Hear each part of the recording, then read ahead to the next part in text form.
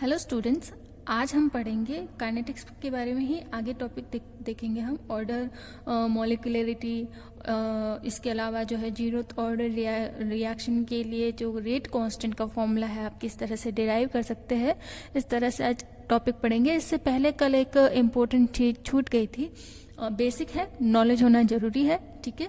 तो वो देखते हैं हम, law of mass action. Law of mass action क्या होता है? कोई भी आपकी रिएक्शन है, जैसे कि ए बी रिएक्ट करके आपस में सी और डी प्रोडक्ट बना रहा है। ए और बी यहाँ पर क्या है? अभिकारक है। सी और डी यहाँ पे उत्पाद है, और ये इनकी स्टोइकोमेट्री या जो भी इनकी एक्टिविटी है, ठीक है, वो है।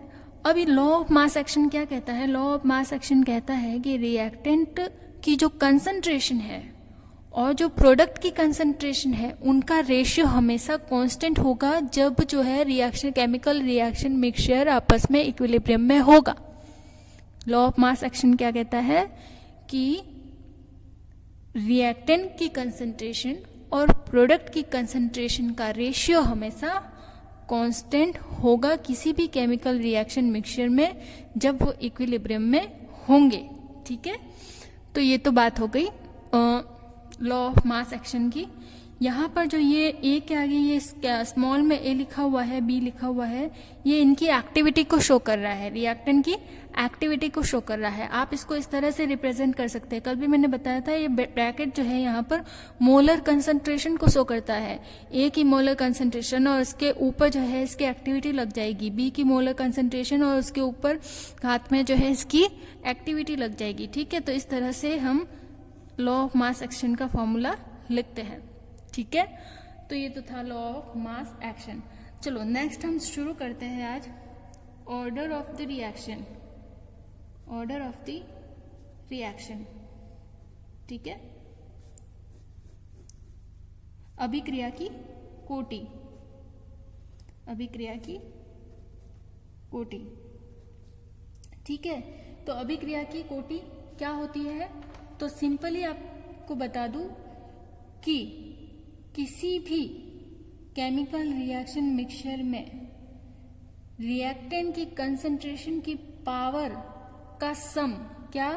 किसी भी केमिकल रिएक्शन में रिएक्टेंट की जो कंसंट्रेशन है उनकी पावर का सम जो है वो ऑर्डर के बराबर होता है।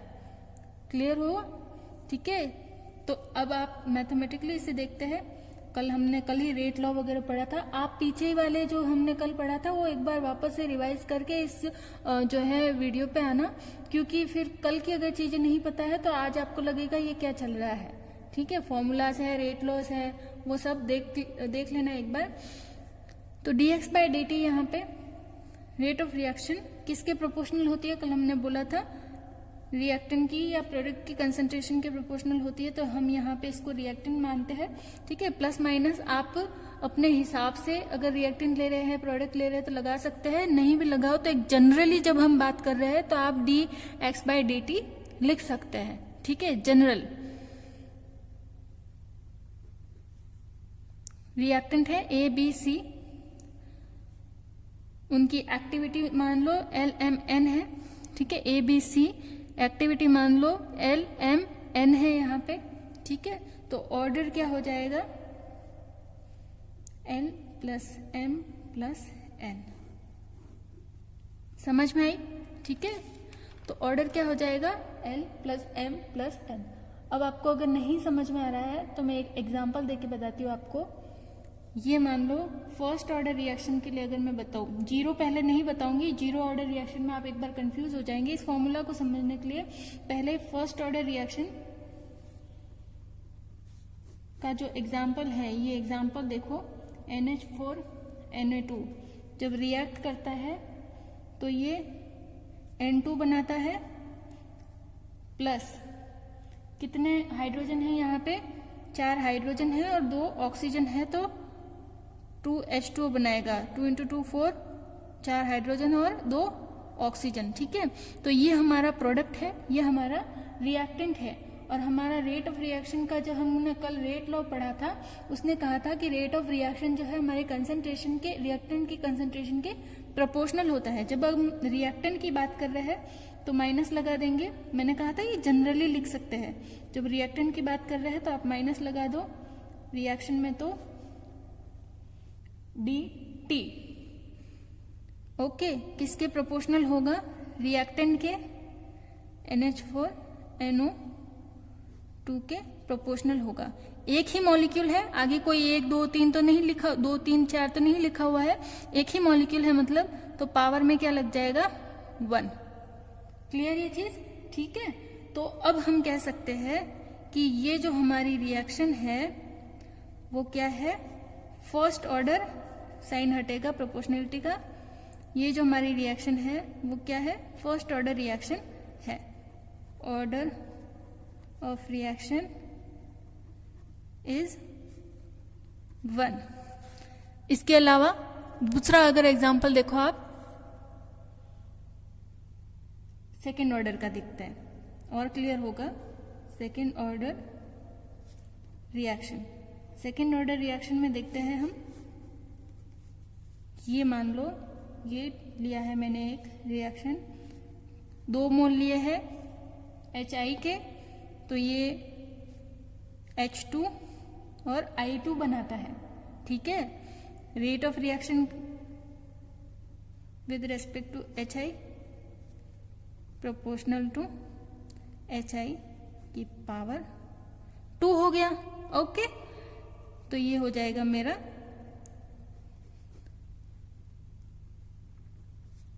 के HI की पावर 2। तो ऑर्डर ऑफ रिएक्शन क्या हो गया? अभिक्रिया की कोटि यहां पर क्या हो गई? ऑर्डर ऑफ द रिएक्शन हो गई 2। और एक एग्जांपल देखो और क्लियर होगा। सेकेंड ऑर्डर रिएक्शन ही है, NO प्लस O3, ये हो जाएगा NO2 प्लस O2। ओके, ये हुआ। अब बात करते हैं कि with respect to reactant, with respect to reactant, तो डायरेक्ट आप ऐसे ही लिख लो इसको भले, या फिर अलग अलग लिखोगे इससे अच्छा आप रिएक्टेंट की बात कर रहे हो तो लिख लो इस तरह से। प्रोपोर्शनल होगा किसके? रिएक्टेंट क्या है यहाँ पर? एक तो है NO और एक क्या है? O3।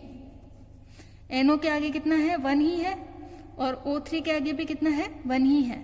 ठीक है, तो ये हो जाएगा कि NO 1 और O3 1। तो ऑर्डर ऑफ द रिएक्शन क्या हो जाएगा?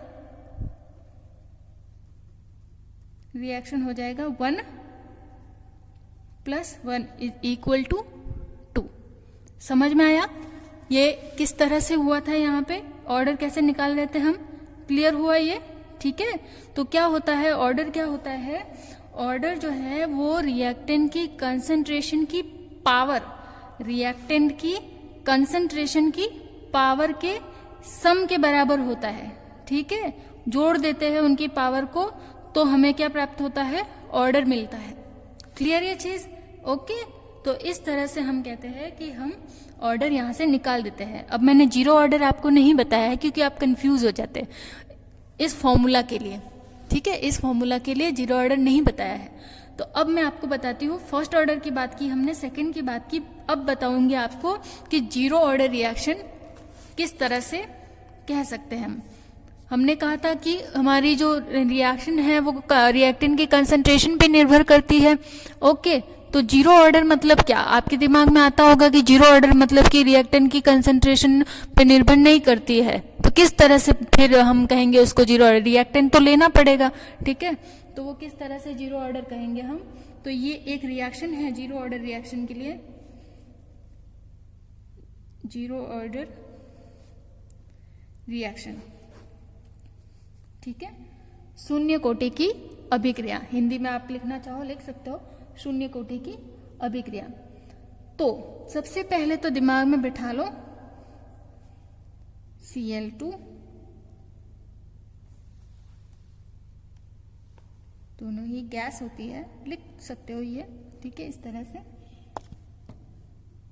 H और 2HCl। क्लियर? ओके, तो ये हो गया। अब बात करते हैं कि ये जीरो ऑर्डर रिएक्शन कैसे हो गई। यहाँ पे भी H2 है, Cl2 है, इसके आगे 1, इसके आगे 1, तो 1 + 1 2 हो गया, तो ये तो सेकेंड ऑर्डर रिएक्शन होगी। पर नहीं, इसका जो रिएक्शन का जो स्टेप्स है वो इस तरह से नहीं है। ओके, ये एक फोटोकेमिकल रिएक्शन है, H न्यू, फोटोन यूज हुआ है ये, ठीक है। ये क्या है, फोटोकेमिकल रिएक्शन है। ये फोटोन पहले Cl2 को रेडिकल्स में ब्रेक करेगा। क्या करेगा, ये H न्यू, ये फोटोन आके पहले Cl2 को रेडिकल्स में ब्रेक करेगा, 2Cl, फिर ये Cl जाके एक रेडिकल जाके H2 से रिएक्ट करेगा। मतलब कि कहने का कि हमारी रिएक्शन इसकी कंसंट्रेशन पे निर्भर कर ही नहीं रही है।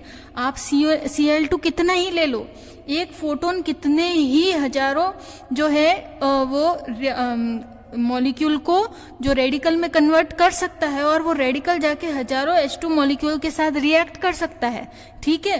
तो इसकी कंसंट्रेशन ज्यादा हो या कम हो, इससे तो फर्क ही नहीं पड़ रहा है हमारी रिएक्शन को, क्योंकि पूरी की पूरी रिएक्शन तो किस पर निर्भर कर रही है, इस एक फोटोन पर निर्भर कर रही है, ठीक है। तो हमारा तो रेट लॉ तो क्या कहता था कि रेट ऑफ रिएक्शन प्रोपोर्शनल होती है कंसंट्रेशन ऑफ रिएक्टेंट या प्रोडक्ट के, पर यहाँ पे तो प्रोपोर्शनल है ही नहीं, कंसंट्रेशन रिएक्टेंट या प्रोडक्ट के तो प्रोपोर्शनल है ही नहीं। यहाँ तो किस पर निर्भर कर रही है, H न्यू पर निर्भर कर रही है। एक H न्यू आया और उसने पूरी रिएक्शन करवा दी। अब ये चाहे हम कितना भी ले ले, कितने भी मोल ले ले, हम 4 मोल ले ले, 10 मोल ले ले, 50 मोल ले ले, कोई फर्क नहीं पड़ता, ठीक है। ये H न्यू से ही रिएक्शन हो रही है सारी की सारी।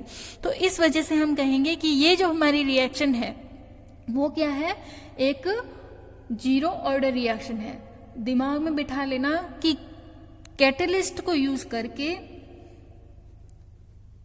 कैटलिस्ट डायरेक्ट जो फर्स्ट ही जब आप कैटलिस्ट डालते हो, कैटलिस्ट की डालने की वजह से जो रिएक्शन हो रही है, ठीक है, या फिर इंसिडेंट लाइट,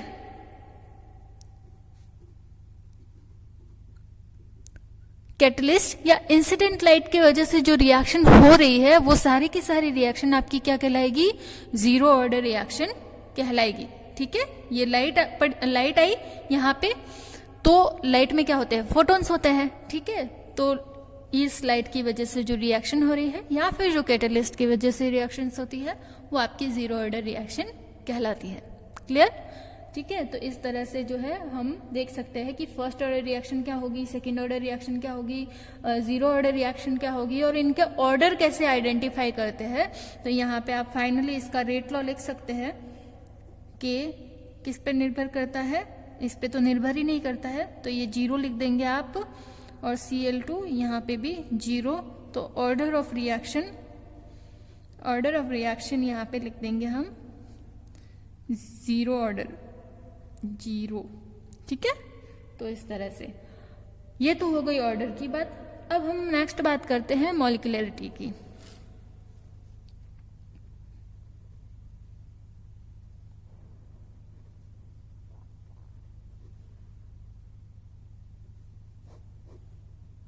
मॉलिक्यूलरिटी की, ठीक है। मॉलिक्यूलरिटी की जब हम बात करते हैं तो हम कहते हैं कि टोटल नंबर ऑफ आयंस, जितने भी आप आयंस रिएक्शन में बनेंगे या फिर जो आयन की फॉर्म में लिए जाते हैं रिएक्टेंट, ठीक है, total number of ion, radical, atom या फिर मॉलिक्यूल जो किसी रिएक्शन में पार्टिसिपेट करते हैं, वो उस रिएक्शन की मॉलिक्यूलरिटी कहलाती है, ठीक है। क्या, वापस से सुन लो, आयन किसी भी रिएक्शन में भाग लेने वाले टोटल आयन, रेडिकल, एटम या मॉलिक्यूल जो है वो उस पर्टिकुलर रिएक्शन की मॉलिक्यूलरिटी कहलाती है, ठीक है। अब ये जो मॉलिक्यूलरिटी है वो भी यहाँ पे डिफरेंट टाइप्स की होती है। जितने मॉलिक्यूल्स होंगे, देख लो, पहले बता देती हूँ। Unimolecular reaction, molecular reaction, unimolecular reaction की बात करते हैं हम यहाँ पे, ठीक है। तो यूनिमॉलिक्यूलर रिएक्शन में जो है एक अणुक, क्या कहेंगे इसको हिंदी में, एक अणुक अभिक्रिया, एक अणुक अभिक्रिया, ठीक है। तो एक अणुक अभिक्रिया में देखो ये Br2 जब रिएक्ट किया तो ये बना 2Br। एक अणु कैसे, यहाँ पे एक ही अणु है और वो जो है प्रोडक्ट में कन्वर्ट हुआ है, तो ये इस तरह की रिएक्शन क्या कहलाएगी हमारी, एक अणुक अभिक्रिया। या फिर ये जो स्टेप है इसका मॉलिक्यूलरिटी क्या है 1। ठीक है, इस तरह से दूसरा अगर एग्जांपल देखो SO2Cl2 SO2 + Cl2, यहाँ पे भी क्या है, एक ही मॉलिक्यूल है, तो ये भी क्या कहलाएगी, यूनिमॉलिक्यूलर रिएक्शन। इसके बाद जो है सेकेंड देखते हैं हम, बाइमॉलिक्यूलर रिएक्शन। बाइमॉलिक्यूलर रिएक्शन, ये 2HI क्या है, ये दो मॉलिक्यूल लिए हैं हमने HI के, तो ये हमारी क्या लगेगी, बाइमॉलिक्यूलर रिएक्शन। इसी तरह से दो मॉलिक्यूल NO2 के लूं तो मेरे दो मॉलिक्यूल NO के बनते हैं और एक ऑक्सीजन का मॉलिक्यूल बनता है, पर रिएक्टेंट का मॉलिक्यूलरिटी कितनी है 2, तो हमारे रिएक्शन क्या है, बाइमॉलिक्यूलर रिएक्शन है यहाँ पे। ठीक है, इसी तरह से 3 टर्मोलिक्यूलर रिएक्शन। टर्मोलिक्यूलर रिएक्शन, त्रिअणुक अभिक्रिया। त्रिअणुक अभिक्रिया, ठीक है।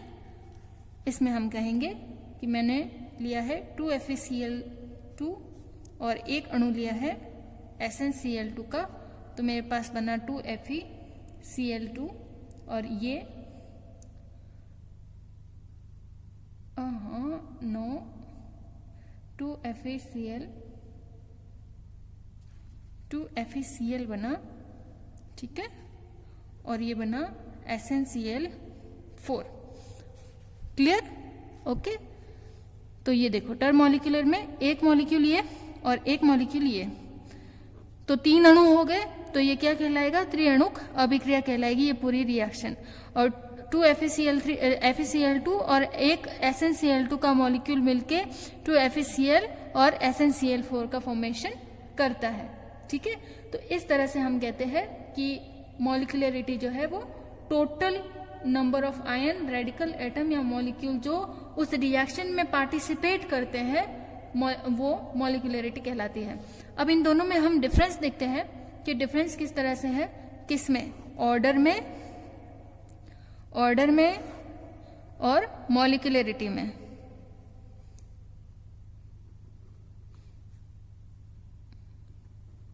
अणुसंख्यकता, ओके।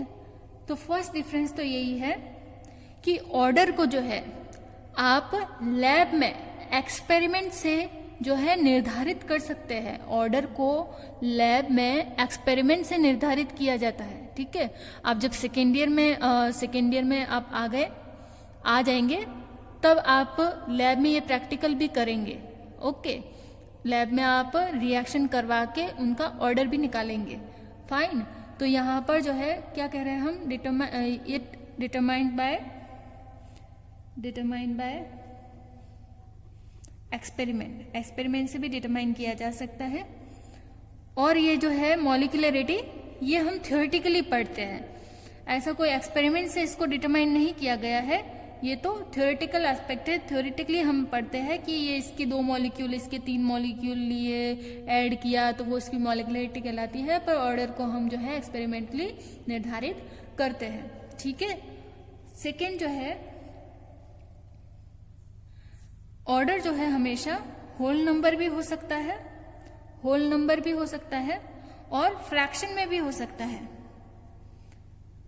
ऑर्डर जो है होल नंबर भी हो सकता है, ऑर्डर की वैल्यू, और फ्रैक्शन में भी हो सकता है। जैसे ऑर्डर 1 हो सकता है, 2 हो सकता है, 3 हो सकता है, 3/2 भी हो सकता है, 1/2 भी हो सकता है, 5/3 भी हो सकता है। तो ऑर्डर जो है हमारा होल नंबर भी हो सकता है और फ्रैक्शन में भी हो सकता है, जबकि मॉलिक्यूलरिटी हमेशा जो है वो क्या रहेगी, होल नंबर में ही रहेगी। ठीक है, मॉलिक्यूलरिटी हमेशा होल नंबर रहेगी और ऑर्डर जो है वो होल नंबर भी हो सकता है और फ्रैक्शन में भी हो सकता है। इसके अलावा जो है ऑर्डर 0 भी हो सकता है, पर मॉलिक्यूलरिटी कभी 0 नहीं हो सकती, मॉलिक्यूलरिटी 0 नहीं हो सकती है। ठीक है। इसके अलावा जो आपकी डेफिनेशन दी हुई है, ओके, मॉलिक्यूलरिटी की डेफिनेशन क्या होती है और ऑर्डर की डेफिनेशन क्या होती है, वो भी आप डिफरेंस में लिखेंगे। फाइन। अब इसके बाद जो है एक मोस्ट इंपॉर्टेंट चीज आती है यहाँ पर, लास्ट पॉइंट जो है कि ऑर्डर हमें जो है रिएक्शन की मैकेनिज्म के बारे में इंफॉर्मेशन देता है। ऑर्डर जो है वो रिएक्शन की मैकेनिज्म के बारे में इंफॉर्मेशन देता है कि रिएक्शन की मैकेनिज्म क्या होगी, रिएक्शन किस तरह से प्रोसीड हो रही है, कौन कौन से स्टेप फॉलो कर रही है, वो ऑर्डर उसकी इंफॉर्मेशन देता है, जबकि मॉलिक्यूलरिटी उसकी इंफॉर्मेशन नहीं देती है। ठीक है। मॉलिक्यूलरिटी इंफॉर्मेशन नहीं देती है, ऑर्डर रिएक्शन की मैकेनिज्म की इंफॉर्मेशन देती है। ठीक है। तो ये तो था दोनों में डिफरेंस, ऑर्डर और मॉलिक्यूलरिटी में डिफरेंस। ठीक है। अब हम बात करते हैं कि जब हम बात कर रहे हैं कि first order reaction, second order reaction, third order reaction और किसी भी ऑर्डर की रिएक्शन, ऑर्डर तो फ्रैक्शन में भी होता है, किसी भी ऑर्डर की रिएक्शन है, उसमें उसके रेट कांस्टेंट का जो फॉर्मूला है उसकी यूनिट कैसे आप डिसाइड करेंगे। ठीक है। तो यूनिट डिसाइड करने के लिए आपको देख लो यूनिट कैसे निर्धारित की जाती है। ओके। रेट लॉ क्या कहता है कि रेट ऑफ रिएक्शन जो है वो प्रोपोर्शनल होती है कंसंट्रेशन के, और जो भी उसका आगे एक्टिविटी होगी वो उसकी पावर में लग जाएगा। ओके। जितने भी मोल है उसके पावर में, मोल क्या, जितने भी एक्टिविटी है उसके पावर में लग जाती है। रेट इज प्रोपोर्शनल टू के, प्रोपोर्शनलिटी का साइन हटेगा तो क्या आ जाएगा, कंसंट्रेशन एन, ये हो जाएगा आपका रेट कांस्टेंट। के यहाँ पर क्या है, रेट कांस्टेंट, कल भी हमने देखा था। ठीक है, लास्ट वीडियो में देखा था हमने। तो के जो अगर आपको कैलकुलेट करना है तो आप क्या करेंगे, लिख देंगे, इसके नीचे आ जाएगा यहाँ पे rate by concentration to the power n. Okay. अब हम बात करते हैं कि रेट जो है उसकी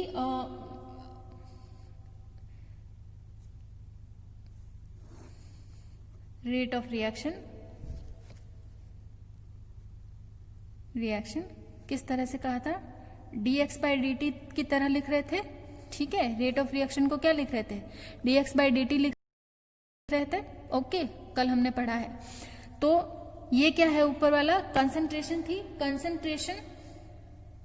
कंसंट्रेशन बाय टी क्या है, यहाँ पे टाइम है, ये हो गया टाइम। रेट ऑफ रिएक्शन, ठीक है, क्या, dx बाई डी टी, जिसको हम लिख सकते हैं, ये क्या थी, कंसंट्रेशन थी रिएक्टेंट या प्रोडक्ट की, तो हमने लिख दिया कंसंट्रेशन। नीचे क्या था, टाइम था, तो हमने लिख दिया टाइम। इस टाइम को ऊपर ले जाऊंगी तो रेट ऑफ रिएक्शन किसके बराबर हो जाएगी, कंसंट्रेशन और टाइम के इनवर्स हो जाएगी। ठीक है, रेट ऑफ रिएक्शन इसके इनवर्स हो जाएगी। अब देखते हैं, यहाँ पे हमने ये तो निकाल दिया रेट, तो के लिखूं यहाँ पे, और ये क्या आया है, rate of reaction concentration by time -1 upon concentration n। Clear? Okay. अब जो है ये कंसंट्रेशन ऊपर जाएगा, ये क्या है, यहाँ पे प्लस चार्ज है, ये ऊपर जाएगा तो यहाँ पर भी क्या आ जाएगा, माइनस चार्ज आ जाएगा। ओके, तो ये कंसंट्रेशन यहाँ पे 1 है, कुछ नहीं है तो 1 है। ठीक है, मान लिया कंसंट्रेशन प्लस n था, तो ये हो जाएगा हमारा -n, टाइम -1। ओके, सेम है। तो कंसंट्रेशन की पावर क्या होती है, ऐड होती है। मल्टीप्लिकेशन में हो तो पावर क्या होती है, ऐड होती है। तो अगर ये माइनस में है तो प्लस इस तरह से लिख लूं, -1, तो कंसंट्रेशन 1 -n लिख सकते हैं, प्लस माइनस माइनस। ओके, ये हो गया। तो अब यहाँ पे जो है वो रेट कांस्टेंट की यूनिट के लिए हमारे पास जो है एक फॉर्मूला आ गया है, और अब हम इजीली यहाँ से किसी भी ऑर्डर की रिएक्शन के लिए जो है वो रेट कांस्टेंट के लिए यूनिट निकाल सकते हैं।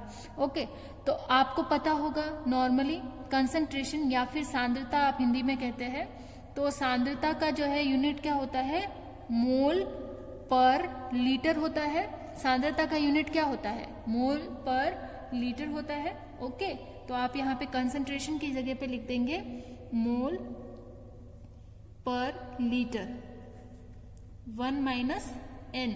टाइम यहाँ पे आप मिनट भी ले सकते हैं, सेकंड भी ले सकते हैं, या फिर कोई न्यूमेरिकल क्वेश्चन आया है उसमें मिनट या सेकंड या जिस भी तरह से आपको पूछा गया है उसके अनुसार आप कन्वर्ट करके लिख सकते हैं। तो यहाँ पे मैं एक बार के लिए यहाँ पे लिख देती हूँ सेकंड माइनस, ठीक है। मिनट भी लिख सकते हो, सेकंड भी लिख सकते हो अकॉर्डिंग टू योर क्वेश्चन, ठीक है। तो यहाँ पे मैंने लिख दिया है सेकंड। अब हम बात करते हैं जीरो ऑर्डर रिएक्शन के लिए। जीरो ऑर्डर रिएक्शन का रेट कांस्टेंट जब मैं निकालूंगी तो उसकी यूनिट क्या होगी, इस रेट कांस्टेंट जीरो ऑर्डर के लिए जब मैं निकालूंगी तो उस जीरो ऑर्डर रिएक्शन के रेट कांस्टेंट की यूनिट क्या होगी। तो for zero order n is equal to 0। Zero order reaction के लिए n इज इक्वल टू क्या रख दूं मैं, 0। तो k यूनिट ऐसे नहीं बराबर नहीं लिखे, unit of k for zero order reaction, zero order reaction लिख दो इसमें मोल पर लीटर 1 - 0 सेकेंड -1, तो ये हो जाएगा 0 हो गया। ये तो बस काम हो गया, पावर 1 ही है, तो ये मोल पर लीटर सेकेंड इनवर्स। तो हम यहाँ कह सकते हैं कि जीरो ऑर्डर रिएक्शन के लिए जो रेट कांस्टेंट का फॉर्मूला आएगा उसकी यूनिट क्या होगी, मोल पर लीटर पर सेकेंड। इसी तरह से जो फर्स्ट ऑर्डर रिएक्शन के लिए कहूँ, फर्स्ट ऑर्डर रिएक्शन के लिए अगर मैं कहूँ तो n की वैल्यू क्या होगी, 1 होगी, और n की वैल्यू जब 1 होगी तो इसमें जो है यहाँ पर 1 रखने पर क्या मिलेगा मुझे, मोल पर लीटर 1 - 1 सेकेंड इनवर्स। 1 - 1 कितना हो गया यहाँ पे, 1 - 1 यहाँ पे हो गया 0, तो ये मोल पर लीटर 0 सेकेंड इनवर्स, ठीक है। अब किसी की भी पावर 0 हो वो किसके बराबर हो जाता है, 1 के बराबर हो जाता है, ठीक है। किसी की भी पावर 0 हो, पावर में 0 है मतलब वो पूरी वैल्यू जो है वो 1 के बराबर हो जाएगी, तो ये सेकेंड इनवर्स। तो इसको तो नॉर्मली आप इस तरह से भी लिख सकते हैं, ठीक है। तो कहने का मतलब फर्स्ट ऑर्डर रिएक्शन के लिए जो भी रेट कांस्टेंट आएगा वो किसके बराबर होगा, सॉरी, फर्स्ट ऑर्डर रिएक्शन के लिए जो भी रेट कांस्टेंट आएगा उसके लिए यूनिट किसके बराबर होगी, सेकेंड इनवर्स के बराबर होगी। इसी तरह से जो है आप सेकेंड ऑर्डर रिएक्शन के लिए भी लिख सकते हैं। अब तो आपको समझ में आ गया होगा, बहुत आसानी से हो जाता है, मोल पर लीटर, यही फॉर्मूला लिखो पहले, 1 - 2 लिख दोगे, ठीक है, और ये सेकेंड इनवर्स। 1 - 2 करेंगे, माइनस में 2 है तो ये क्या हो जाएगा, वैल्यू किस में आ जाएगी, -1 आ जाएगा, इतना तो आता है, ठीक है। ये क्या हो जाएगा, 1 में से -2 गया तो -1 सेकेंड इनवर्स। अब ये देखो अंदर क्या है, ठीक है, ये -1 जो है यहाँ पे मल्टीप्लाई हो जाएगा, तो ये मोल -1 और ये -1 क्या हो जाएगा, +1, और ये जो है हमारा सेकेंड इनवर्स। तो सेकेंड ऑर्डर रिएक्शन के लिए जो है वो यूनिट क्या होगी, mole inverse litre second inverse, clear? तो इस तरह से जो है हम किसी भी ऑर्डर की रिएक्शन के लिए रेट कांस्टेंट का डिटर्मिनेशन कर सकते हैं। ठीक है।